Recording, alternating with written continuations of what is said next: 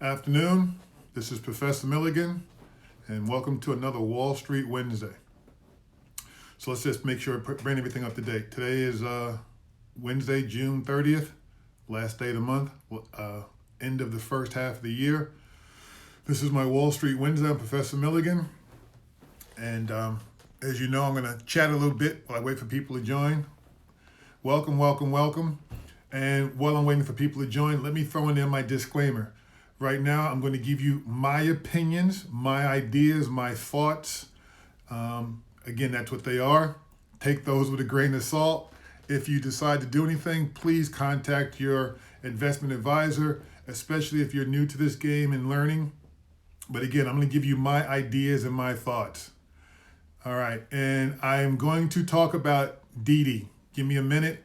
I'm going to get some people to join, but DIDI's on my list to talk about, as well as IPO. So I'm going to talk about the IPO market today. I'm going to talk about DIDI, some other stocks, some other trades, and give you guys some things to think about, some homework to do, and we'll proceed from there.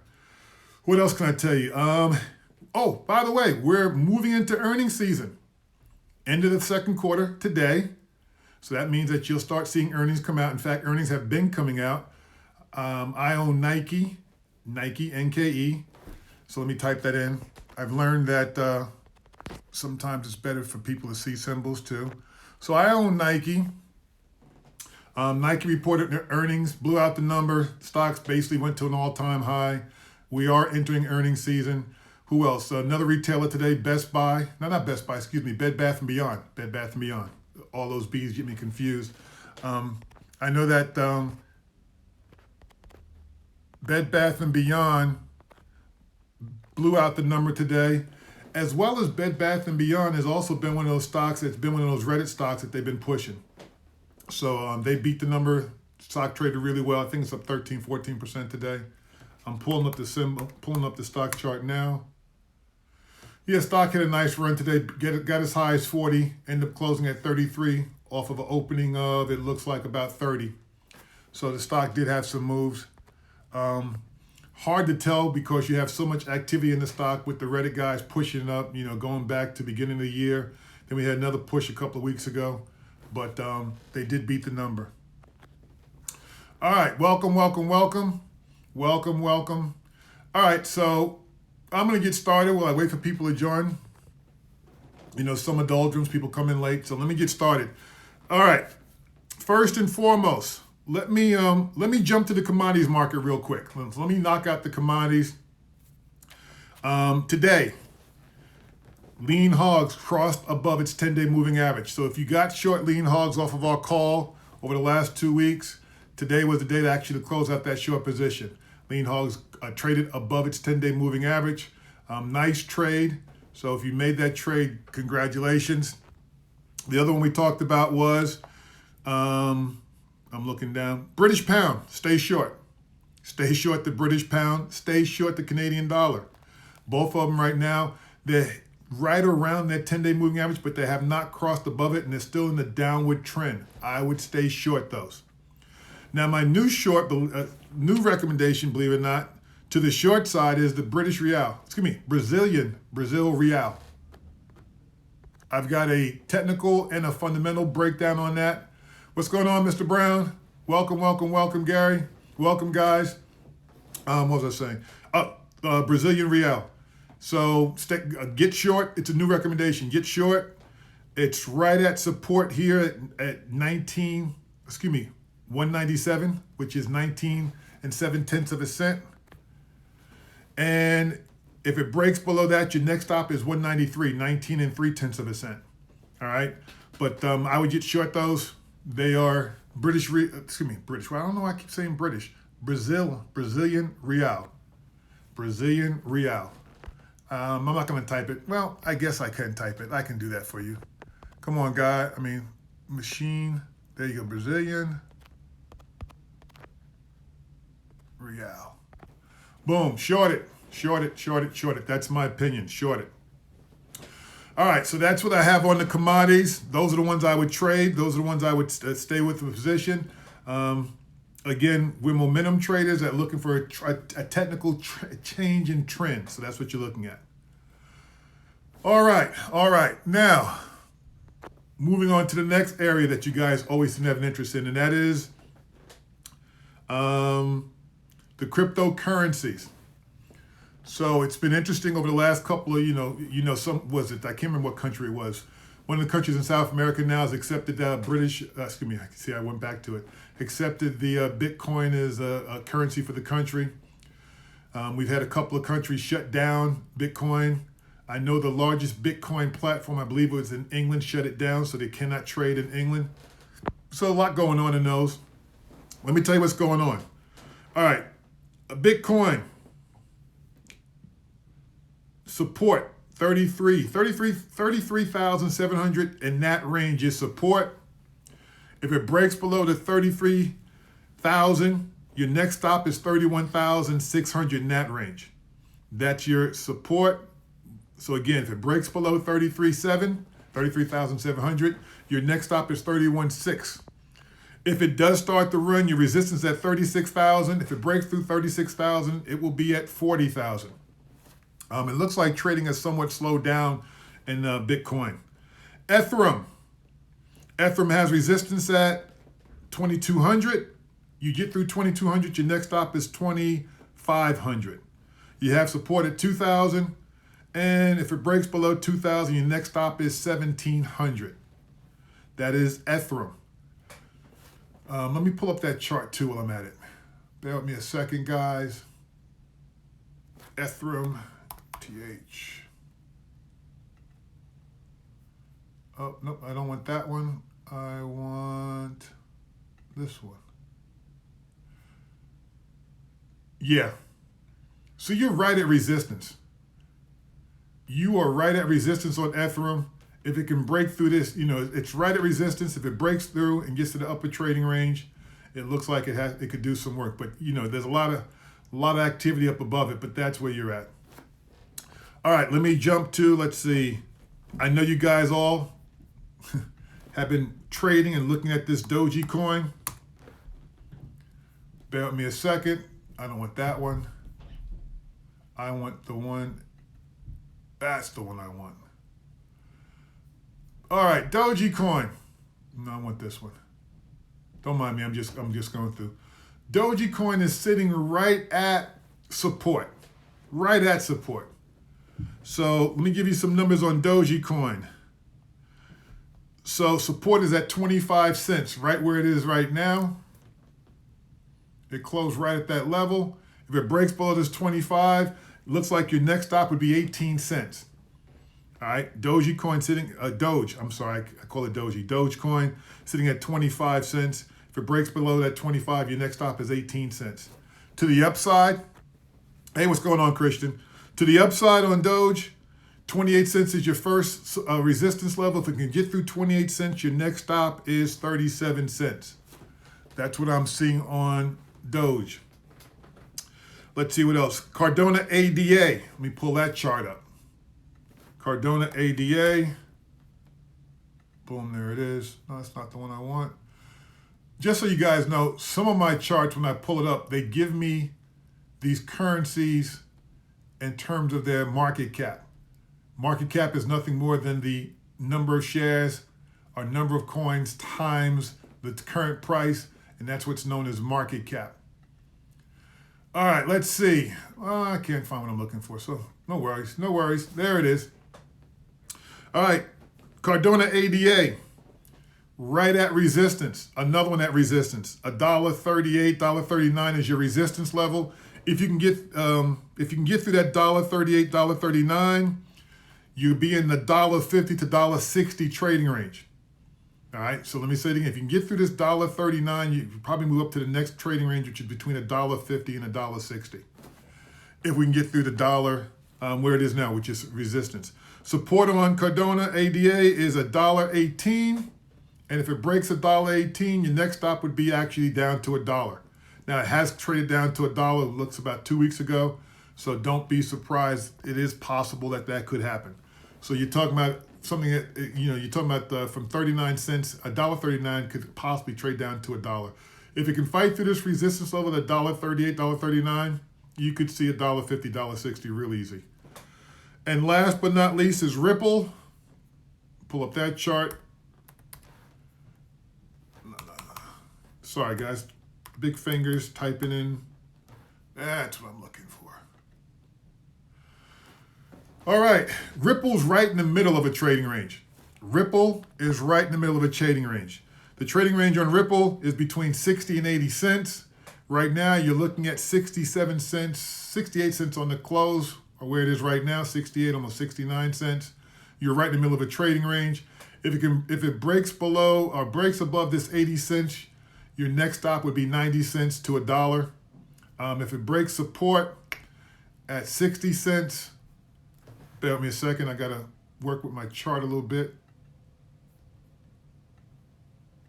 If it breaks that, your next stop, if it breaks below 60 cents, your next stop is probably right around 41, 42 cents.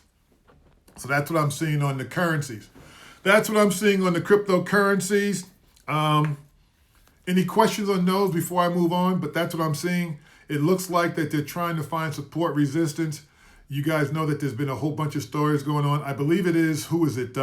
Dorsey and Elon Musk are supposed to debate the cryptocurrencies. I'm not sure exactly when. I think there's a big cryptocurrency down in Florida, a big conference. Again, my memory's not the best, but there's a big conference, and I believe Jack Dorsey is what Twitter and you guys know, God, I can't remember the other company. But anyway, Jack Dorsey and then Elon Musk are supposed to debate the reality of cryptocurrencies. I think they're actually even supposed to talk about Doge, but definitely cryptocurrencies. All right, I mentioned this earlier. I'm just going to mention it again.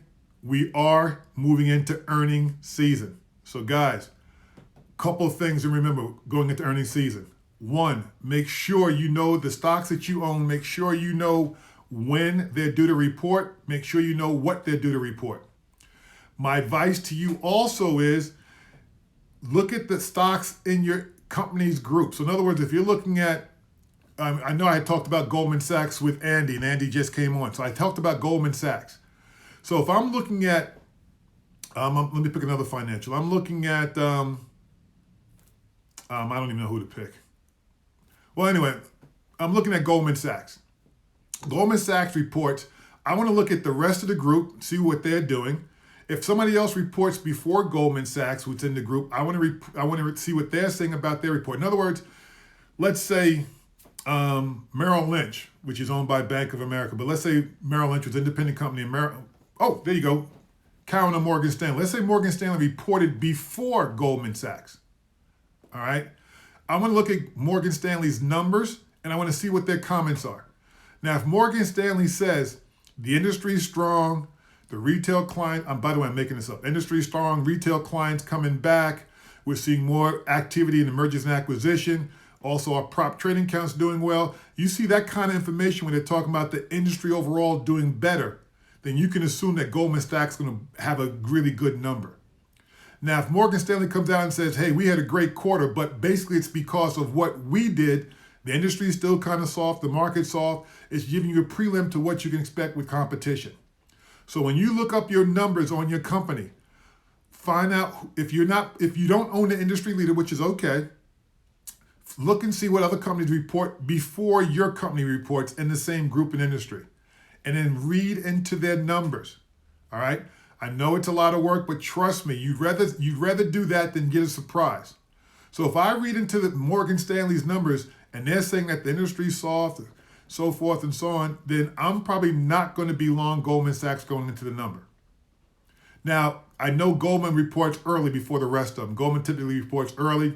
So what that means also, if Goldman comes out with some really good numbers and talks really positive about the industry, you'll probably find a quick trade in Cowen and Morgan Stanley because of that. Let me say it again.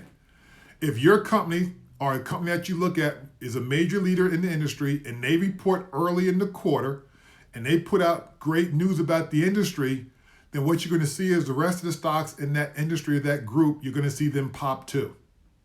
Same side. If they report really bad numbers, industry leader reports really bad numbers and say, hey, We're seeing problems with the, import-export. We're seeing problems, I'm going with the tech companies. We're seeing problems with the chip manufacturer. We can't get enough chip. There's a shortage of chips, blah, blah, blah.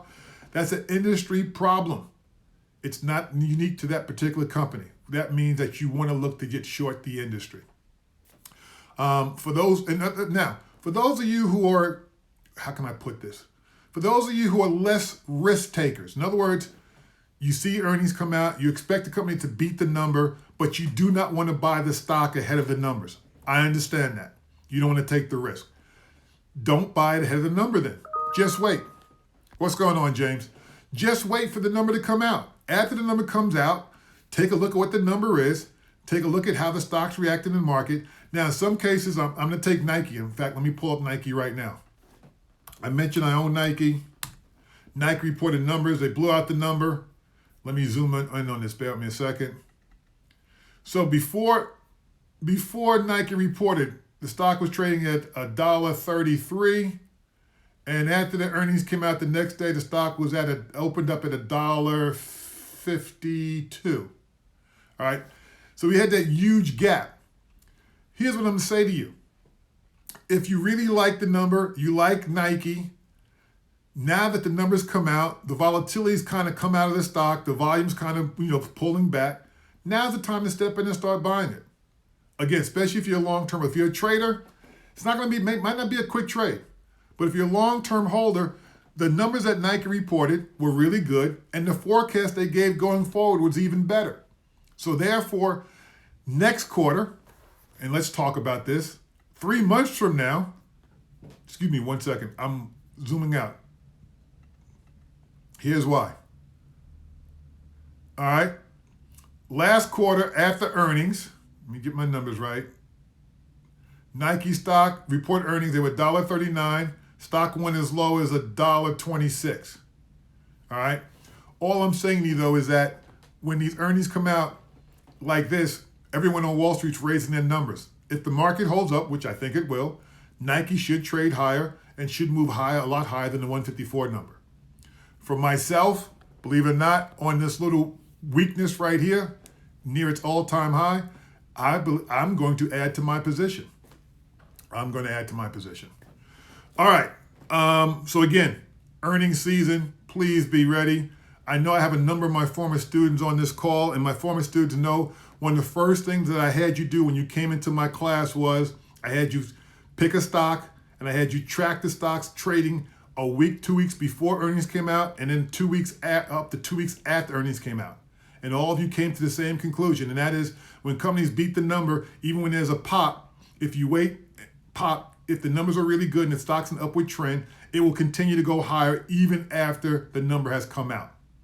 And if the number was bad, most likely what you're going to see is that stock's going to go down, and that it's not going to be a one-day event. It's going to trend down lower and lower over the next couple of days. Let me put my computer on mute. It's making too much noise. All right. All right. All right, let me see. What else? Irina, welcome. Good to see you. All right, so now let's move on. Let me talk. I know some of you guys had some questions about some stocks, but let me just cover this stuff quickly. All right, the IPO market. I'm going to actually contradict myself in this statement. The IPO market is heating up, but there's no action in the aftermarket. Let me see if I can try and explain this. When the IPO stock is priced, let's say it's priced at $10. These IPO stocks, which we're not getting IPO stock, priced at 10, it's opening up plus 26%. So from the pricing to when it actually opens up in the market, they're opening up plus 26%. I don't know where I got that stat from. By the way, there's a professor out of University of Florida, Ritter, R-I-T-T-E-R, I believe his name, professor. He really easy to find out. He has all the data you'll ever want to see on IPO stocks going back 15, 20 years. It's one of the places I go to get my stats and my sources from, and it's one of the places I go to his site a lot of times. You can go to his site through the university, and all that data is there. It's free. The guy just has all the data. So why am I telling you this?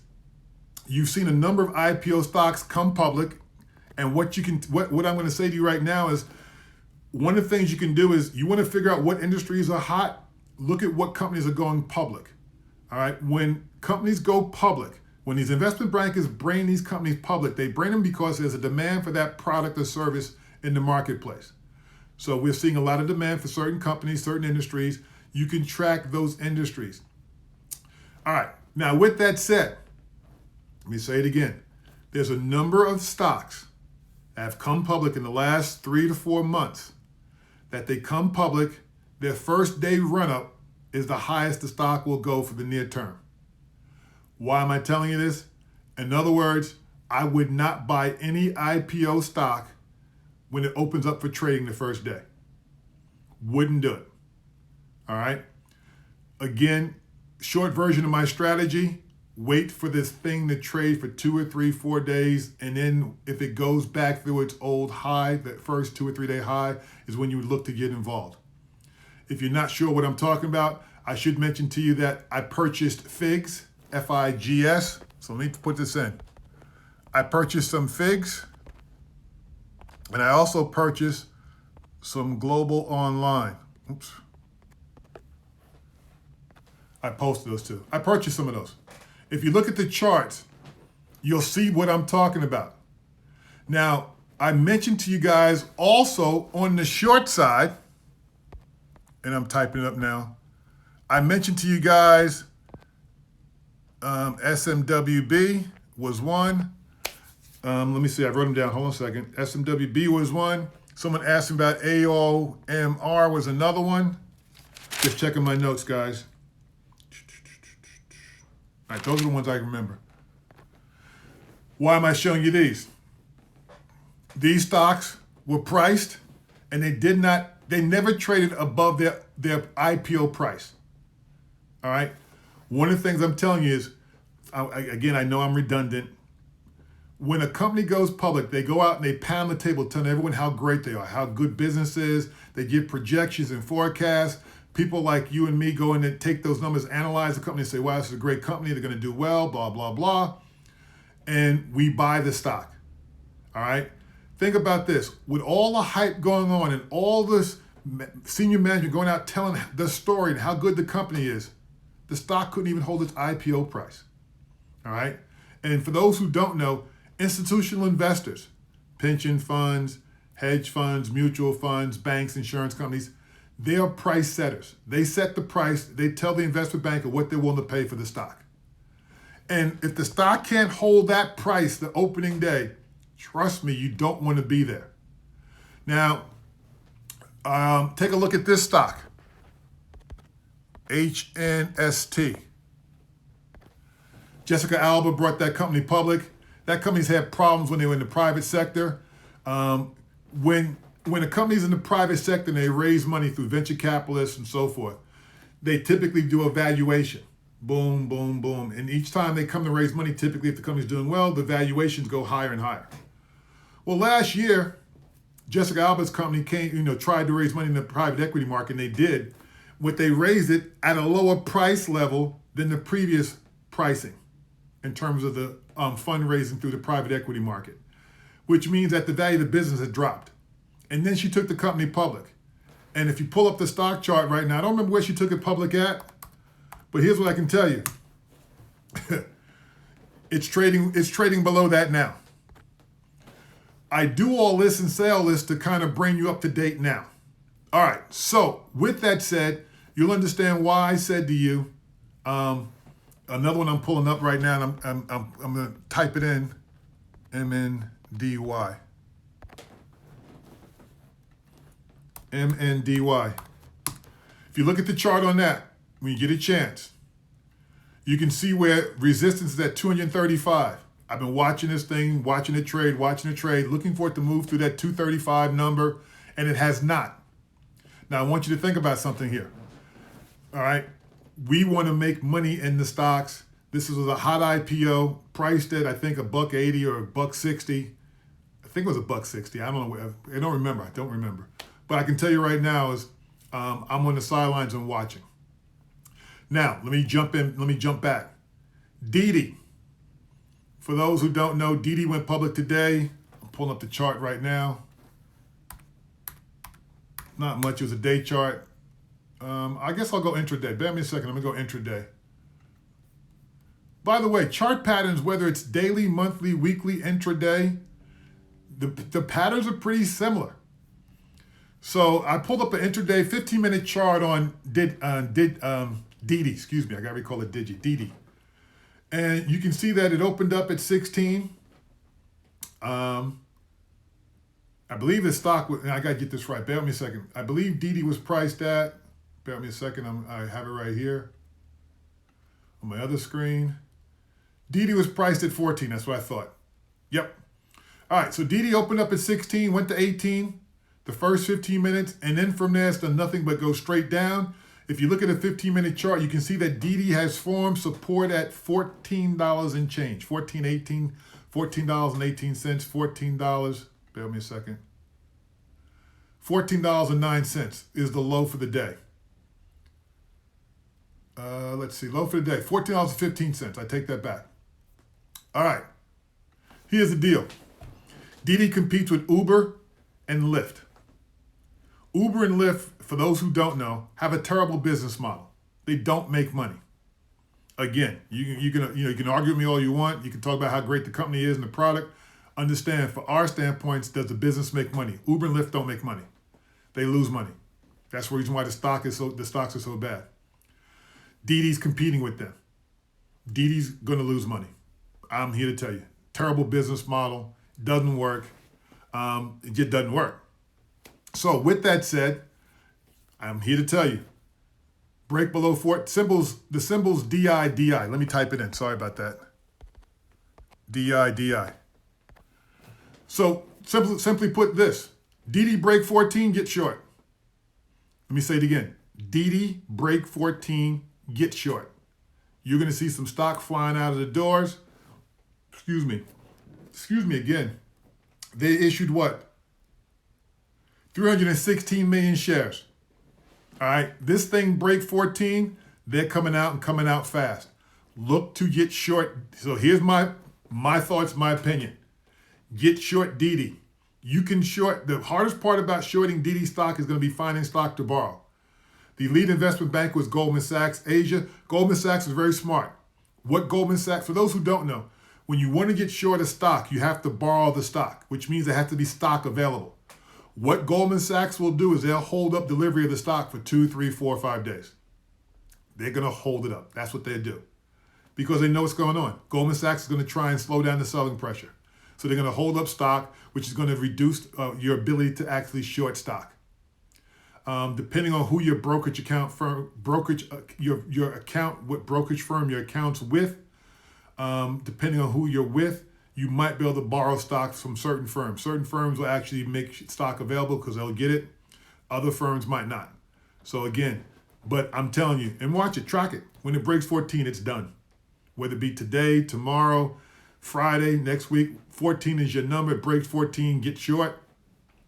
And by the way, if you get short at 14, you're going to put what we call a stop buy to cover your short in terms of risk. Let me say it again. If you get short, you have to do something to try and reduce your risk.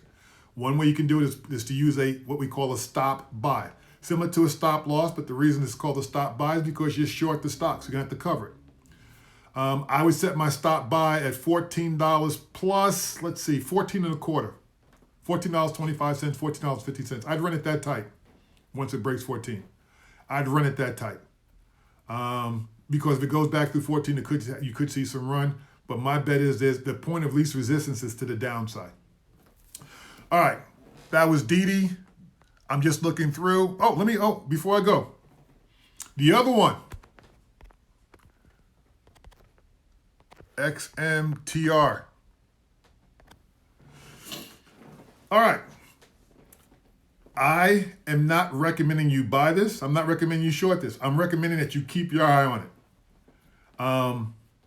Really, really good story in terms of the business model and what they're doing. Really good. It's really interesting to see who's long the stock, who owns it, and who's in the position. I would not be surprised. I would I got to caveat myself. I know I said, hold on a second, let me change this. Bear with me a second, guys. I would not repeat, and I'm repeating myself. I would not buy a stock, an IPO stock. Sorry. I would not buy an IPO stock the first 2 or 3 days. I do expect XMTR to go higher over the next 2 or 3 days. But I'm not going to buy it. Understand, I'm going to wait for the pullback. I'm going to wait for the fast money to come out. I'm going to wait for all the guys that hopped in. They got deal stock, hopped in and got the stock. And the stock was priced at, I don't know why I didn't write this down today. I believe it was priced at, well, I don't have to guess. Stock was priced at 44 bucks. All right, so you know, priced at 44 bucks, opened up, it looks like around 68, 69 bucks, and closed today at 87 bucks. All right. So a couple of key numbers here. One is you want to see it go higher. The high for the day was 97, so I believe it will test that 97 again. I would not short this, let me say it, but if the stock does break its low for the day, which is 66, it's probably going to have some downward pressure. I do not believe it's going to get back to 44 just because of the business model and what they're doing, who they're involved with. But again, that's what I'm seeing.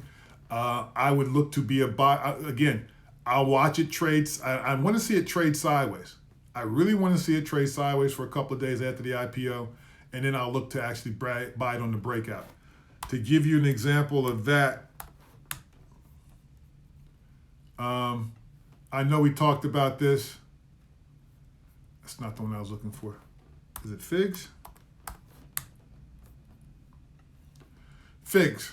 All right, look at FIGS. Bear with me a second. I'm just going to make this chart bigger, and I'm typing in for you guys. So look at FIGS.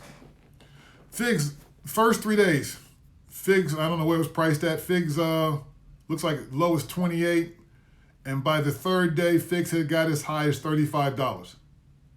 Then it backed and filled for the next 2 weeks. And then when it went through 35, it went through 35 and went from 35, 36 to 50 in 2 weeks. That's what I would look for. All right, that's what I expect to happen to, I don't even know how to pronounce it, XMTR. God, don't even know how to pronounce it. So that's typically of me. All right, so the other thing I wanted to bring up real quick too was some of you guys had asked me about NVIDIA.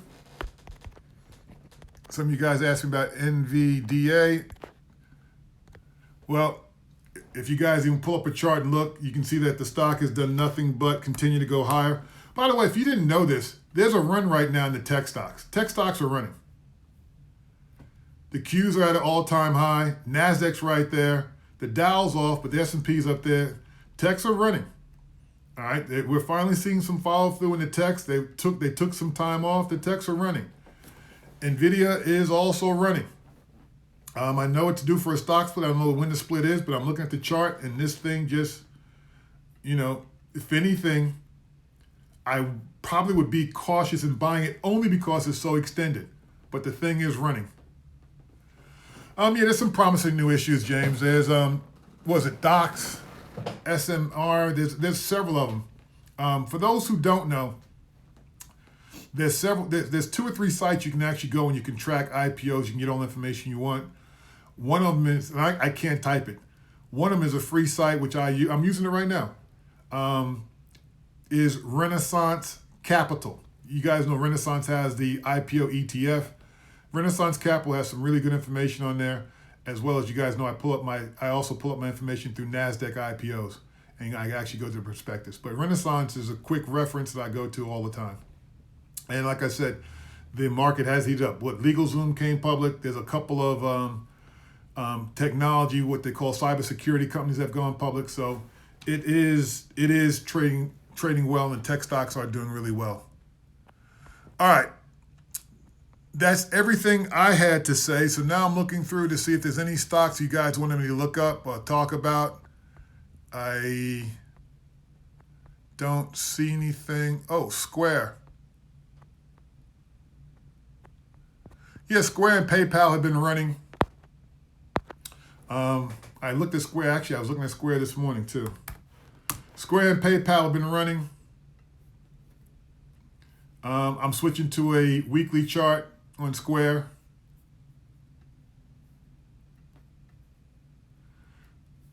And now I'm going to go to real quickly to a monthly chart. I just need to get some, okay, that's what I thought.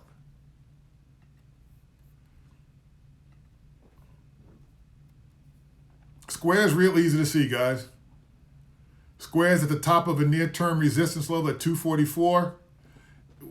If it breaks through here and it keeps going through here, which it should, next stop is the old high at 275.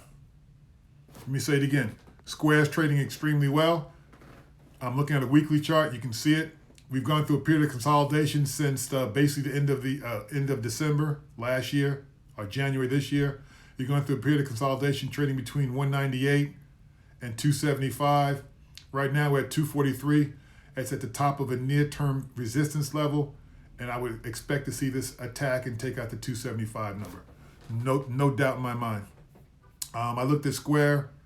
I also looked at Visa. Was another one I looked at in the same genre. And again, I keep asking myself why don't I own Visa? And I keep saying to myself, well, I'm going to buy it on a slight pullback, long-term investment, and I keep not pulling the trigger. I don't know why. And I just sit here and watch it go higher and higher. I believe I put Visa on my daughter's account. I got to go check, but I don't own it personally, and I should, to my daughter's account. All right. Bear with me a second. James, I see you. I just have one other thing to look at. I think somebody asked me about Square and... Oh, okay. Let's see. James, you read charts as well as I do. Why are you asking me? I'm only kidding, James. BILL.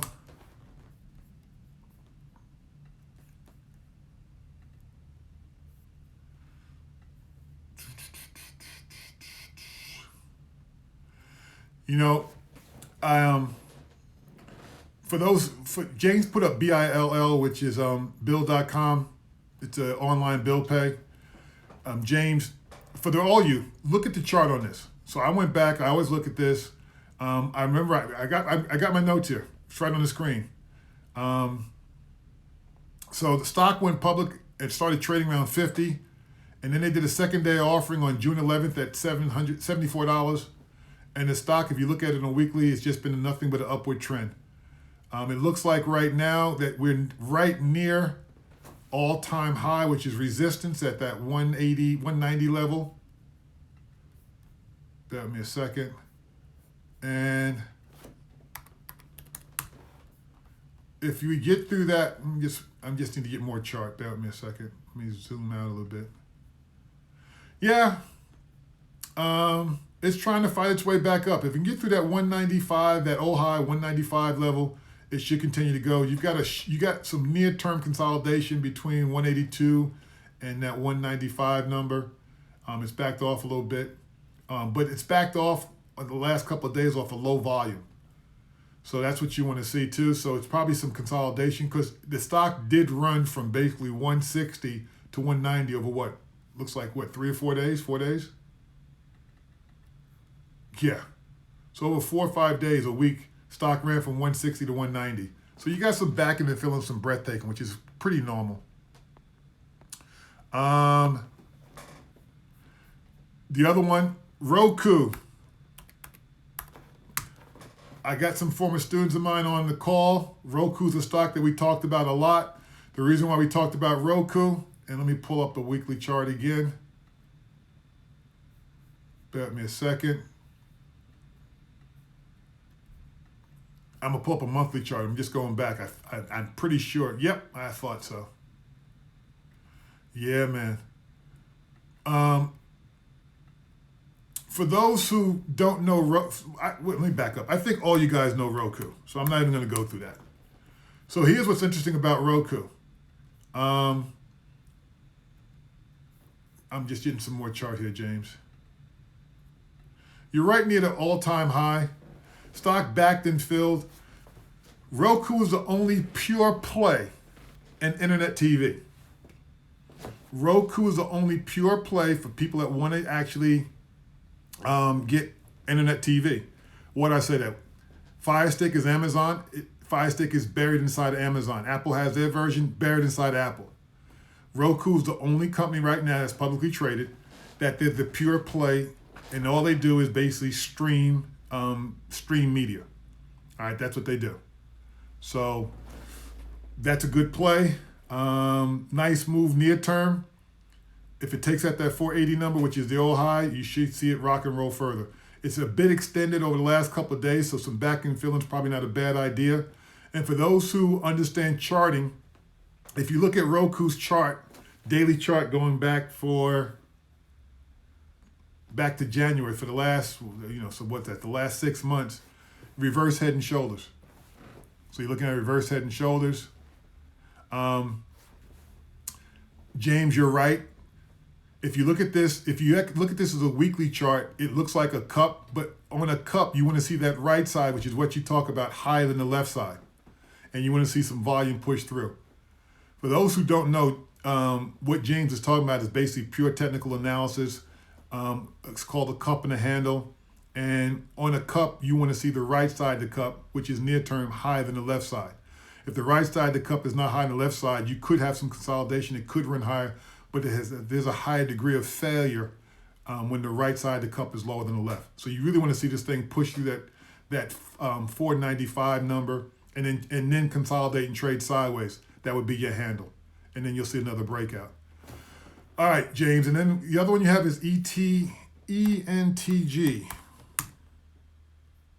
Oops, fat fingers of mine. ENTG. All right, I'm looking at a daily chart, James. If I switch this to a weekly, I highly recommend you guys use weekly charts to start your analysis. Again, it takes out the daily volatility. And when I look at the weekly chart in this thing, I call them stairways to heaven. I'm switching to a monthly chart now. Come on. Yeah. All right, now I'm going back to a weekly. And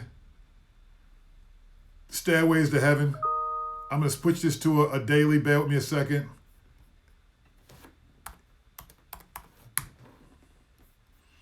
And just give me some more stuff some room to work with here. Come on, move that there. All right, so two things. One is the stock does have a lot of volatility in it. Looks like it could do a 10% move in a day or two in any direction, up or down. All right, so if you decide to get involved with this stock, hold on a second, I'm gonna put up a 10-day moving average with this too. By the way, 10-day moving average is basically 2 weeks. A 20-day moving average is basically four weeks. There's basically 5 trading days in a week. We don't trade on weekends. So when you pull up a 20-day chart, it's basically a monthly chart. You pull up a 10-day moving average chart. It's a 10-day moving average. You're basically looking at the last 2 weeks. So some big swings here. But again, if you can deal with the volatility, when it takes out that old high around that 126, 127 level, it should continue to go higher. All right, now, I'm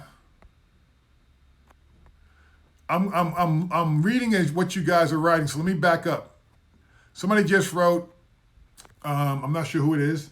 Roku just recently announced a new report with Disney Plus and Hulu, so it popped today. Let me explain something to you guys. Whether or not you know the news or not, it shows up in the stock price. Let me say it again. Whether you know the news or not, it shows up in the stock price. Reason being is, if the news is good, the only way you can take advantage of it and to make money is to buy the stock. It shows up in the stock price. If the news is bad and you want to get out of stock or cut your loss or get short, it shows up in the stock price. So even, again, me not knowing what's going on with Roku, the one thing I can tell you is it's good news, whatever's going on with it, because the stock continues to move higher. I know I'm simplifying this a little bit in what I'm saying, but I think it makes sense what I'm saying. So one of the things that you guys can do is when you see a stock start to move like you saw in Roku, you might not even know what the news is, but you know something's making it move. I'm catching my breath. What's making it move is called a catalyst. You must find the catalyst. What's going to drive the stock price? When you look at catalysts, a lot of you, I know I talked about it, it's earnings season. A lot of you think earnings are the catalyst. Earnings are not a catalyst. Earnings are what you see. What I'm saying is what's driving the earnings. So let me give you a case with Roku. Roku announces their quarterly earnings, let's say next quarter, 2 quarters from now. And the numbers are really high. And you're like, wow, they beat the numbers. The numbers are really high, blah, blah, blah. Well, what drove those numbers? Well, my assumption is going to be what drove those numbers is the deal that they cut with Disney Plus and Hulu. So the deal that they cut with Disney Plus and Hulu is the catalyst. And the byproduct of that catalyst is the earnings. I know I'm redundant with this. I know I talk about it a lot, but you must understand what is a catalyst. All right. I had a couple others here. Bear with me a second. I'm just looking. Okay. Airbnb. Ew. I'm just going to a weekly chart. I don't see any reason why I would even touch this stock. I guess no interest, none. Ugly chart. I'm looking at a weekly chart. Ugly chart. A whole bunch of stock between 175 and 220. It came down here and it basically tested support at 134. It bounced off that and it held up. But when you look at this thing, I have nothing positive to say about Airbnb. Nothing positive to say. Haven't looked at this one in a while.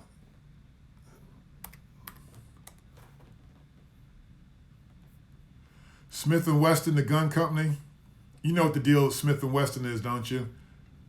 Every time, let me say it again. Every time that there's talk about them banning assault weapons and banning guns and so forth, there's a run. And the reason being is people run out and buy guns because they're worried that the Second Amendment is going to be changed and they're going to be banned from assault rifles and so forth. So people run out and stock up on guns. Hate to say it this way, and I really do. It's not who I am. It's not the way I don't like to think this way. But every time that there's a major shooting, a major killing, gun prices run. And that's because they start talking about banning assault weapons, banning this, banning that. And people run out and load up on buying more guns. And it's hate to say, I don't know how to say it. Just that's what's going on there. Yeah. ERUS.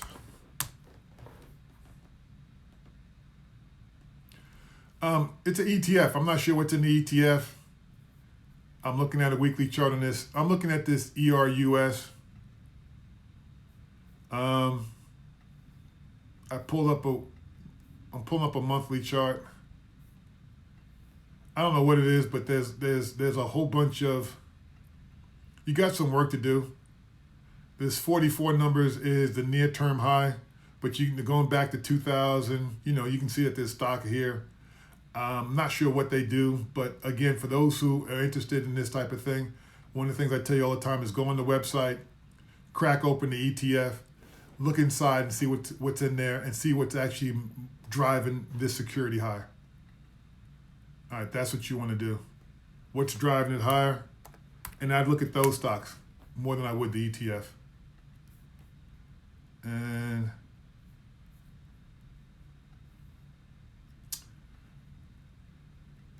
let's see, LAD, the motor company. Bear with me a second. Just longer view. Okay, all right. LAD. Let's shrink this up a little bit. Give me a little more room to work with. All right. You got some, I'm not sure where you're at right now. You got some near-term resistance at 348, 350.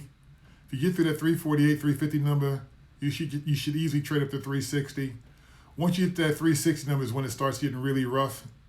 Between 360 and 400, a lot of stock in there, a lot of work to be done. You're going to need some type of news or information that's going to drive this thing up. I see that there's been some huge jumps in volume in a couple of days here.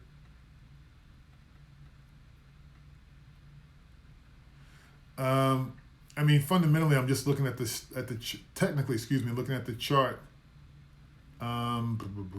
Yeah, I'm not getting a real good read on this. The reason being is a lot of volatility in it. It seems to be able to, what's this? 40, seems like a 20% move in up or down over 2 or 3 week time periods, not uncommon with this. A lot of volatility. So, since May, we've been in a downward trend, and it broke through some major support at 361. That's where you're gonna hit trouble. Your near-term trouble is gonna be at 361. All right, I got a few more minutes. I'm just still looking through. I'm just trying to read the comments. Do I suggest scouring news and so forth for new catalysts? The answer is yes. Catalysts are funny. You got to dig deeper. You can't. The obvious is earnings. The obvious is earnings. The obvious is earnings, revenue. But there's some other ones that another obvious one is stock buybacks. Stock buybacks are the catalyst. New products are typically catalysts. New products, major catalysts, new products, new service, mergers, acquisition, or like we saw with the Roku, agreements. But product and services, those are catalysts. I'm going to write myself a note. I have a chart on catalysts. I'm going to I'm going to find it, and I'm going to post it on Instagram so you guys can see it. It's pretty powerful. So I'm going to post that to help you guys try and understand what you can look for in the catalyst. Let's see what else. Let's see, I've got 7 minutes. Just a quick reminder, guys, the reason why, if I go longer than an hour, I won't be able to keep the recording. They won't give it to me. So I have to stop and so forth. Now, who is this? James, who'd you give me? POWW?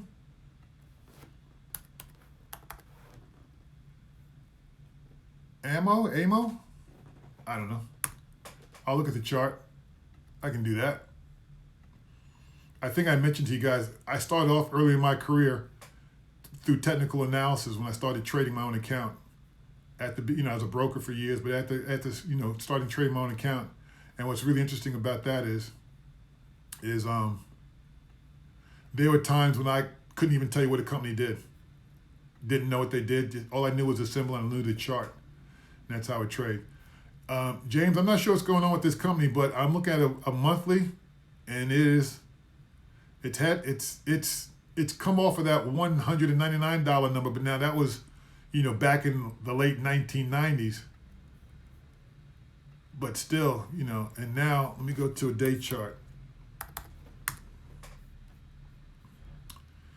Let's switch it to a weekly.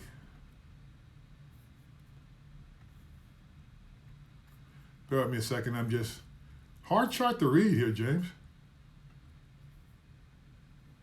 I think one of the reasons why it's hard is there's no volume in it either. So basically, all the action happened in this stock basically starting in January. Starting in January, well, I can even tell you. Prior to January, the average daily volume in the stock was 60,000. And since January, it's moved up to 18, 19, 20 million shares is your moving average. Makes me wonder if this, I'm on a weekly chart. Let me switch it to a daily. Same number though. Yeah, volume. I'm sorry, I was giving you weekly numbers. Volume has basically. So let me get this right. Prior to January, volume was a couple 100,000 shares, 300,000 shares. Since January, the stock now is trading millions. I don't know what they do. You have a near-term breakout here, but there's a lot of stock hanging overhead. This thing's got a lot of work, had a lot of problems, so I'm not sure what you can expect from this. Again, volume's there. It's breaking out, but again, it's not an all-time high. I don't know what to tell you from here. And you're right. Right now, you're actually at a high. Yeah, near-term high. You're at a 20-year high. Yeah, off of volume. Must be earnings. Yeah, it was. It was earnings. They were looking for a loss, and it looks like they were looking for an estimate of flat, and they came in with 4 cents. So that's probably driving it too. They did a secondary at $5 back in early March and ran since. Huh. Pure play on ammo shortage. All right. So here you go, guys. I got 3 minutes. I'm going to say this real quick. James's comment, POW, he looked at the stock because there's an ammo shortage and they're the only pure play in ammo. So the ammo shortage is what led James to look for. The ammo shortage is the catalyst that's driving this stock. Hopefully everyone understands. The ammo shortage, all right, is driving this stock, POWW, because it's the only pure play, based on what James is telling me, in the ammo industry. In other words, all other companies, if you buy ammo, is buried inside of a company with other assets. This one's probably the only pure play, which means all they do is ammo. So because of the shortage, we're seeing a higher demand for the ammo, which means they're making more money.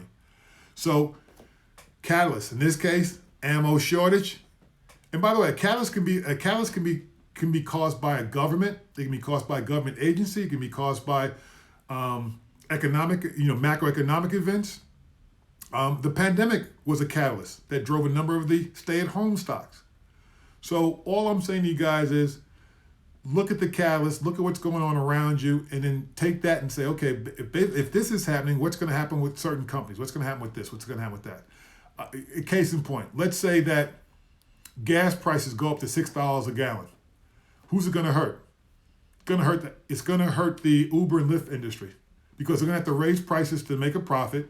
When they raise the price, you and I are not going to ride in those things because I'm not paying $30 for a ride that 2 months earlier cost me $10. So that's a catalyst that's going to hurt the industry. Those are examples of catalysts. All right, I'm going to hop, guys. I do appreciate you. I appreciate the input from my former students. I think like-minded people, and I think sharing information will help you grow. I got to hop because I want to save this. Bless, guys. Have a great week, and I will see you next Wednesday. Professor Milligan out.